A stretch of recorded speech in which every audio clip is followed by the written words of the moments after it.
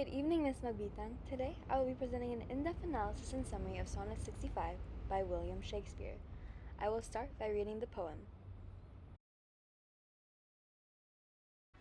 Since brass, nor stone, nor earth, nor boundless sea, but sad mortality o'er sways their power, how with this rage shall beauty hold the plea, whose action is no stronger than a flower?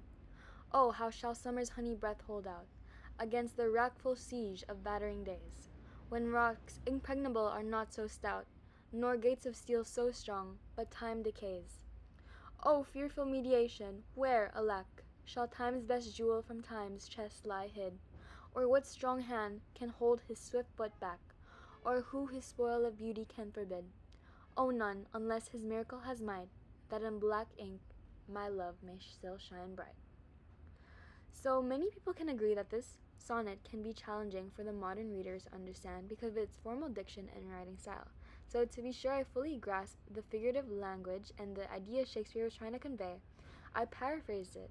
A sonnet's message can be more easily understood by readers when it is paraphrased. Many sonnets, as such, employ a lot of difficult to understand metaphors, sophisticated language, and other literary methods, so I will be reading the paraphrased version. Since brass and stone, earth and sea are subject to death, how can beauty withstand that destructive force, when its strength is similar only to a flower? How will the honeyed breath of summer withstand the battering storm of time, when mortality even destroys great rocks and gates made of iron? What a scary thought! For where, alas, shall time's best jewel, his lover, be hid from time's dark chest? Or what strong hand can hold back the swift foot of time? Or who can stop the destruction of beauty? None, unless there is hope in the miracle of my verse that allows my love to shine eternally out of this blank ink. So now I will be talking about the structure of the poem. Sonnet 64 is extended in this sonnet. These sonnets discuss how time affects both love and life and how the poet uses his everlasting works to combat mortality.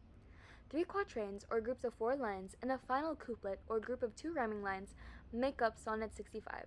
The poem is written in iambic pentameter and consistently rhymes, adhering to the ABAB CD EFEF GG pattern. This whole sonnet is a series of questions until we come to the concluding couplet at the end. Moving on to the connotations, we will be starting with quatrain 1. Since brass, nor stone, nor earth, nor boundless sea. Repetition is shown here as seen in nor. The destructive power of time is prevalent from the first line. Even the strongest and most durable materials in the world, such as brass, stone, earth, and the limitless sea, are not strong enough to withstand the power of time and prevent the inevitable decay and destruction that time brings. But sad mortality oversways their power. The word oversways means overwhelms or overpowers, so the line is suggesting that even the most powerful things in the world are ultimately overwhelmed by the power of mortality. Everything is inevitably at the mercy of time. There is also personification being used in this line. Sad mortality is personified as a force that has the power to overwhelm even the most enduring things in the world. How with this rage shall beauty hold a plea?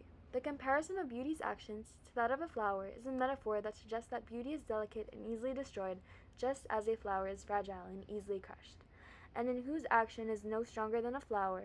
Connecting to the previous line, Shakespeare is mentioning what chance beauty has in the face of such power if these few really strong forces can't fight back against time. Beauty is no stronger than a flower, according to him, and this line also emphasizes a question of his concern about how beauty can withstand mortality. These literary devices help create a sense of tension and concern about the fate of beauty in a world that is subject to the ravages of time and mortality. So moving on to quatrain 2. Oh, how shall summer's honey breath hold out?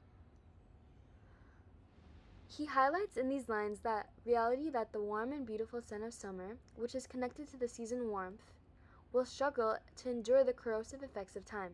There is also a metaphor used in the line, the use of summer's honey's breath is a metaphor for the sweet fragrance associated with the season of summer. There is also alliteration in the repeated H sound, how shall summer's honey breath hold out? Against the wrackful siege of battering days. The word wrackful means destructive or ruinous, while siege suggests a lengthy battle or assault. The battering days refer to the passage of time and the damage that it entails. The implication of the sentence is that even the most exquisite and delicate aspects of life are susceptible to the wrath of time. Personification is also used. The idea of days being battering something is a form of personification, as days are given a human quality of being destructive. When rocks impregnable are not so stout, the idea conveyed by the metaphor is that even the strongest and most impenetrable structures eventually succumb to the vex of time, just as steel gates and rocks do. And nor gates of steel so strong, but time decays? The personification of time in the phrase time decays suggests that time is an active, destructive entity that can bring about decay and disaster. This personification clearly depicts time as an enemy who progressively affects even the strongest and most resilient things in the world. And there is also alliteration as seen in steel so strong with the repeated S. Moving on to quatrain 3. O fearful mediation, where, alack, shall time's best jewel from time's chest lie hid? Or what strong hand can hold his swift foot back? Or who his spoil of beauty can forbid?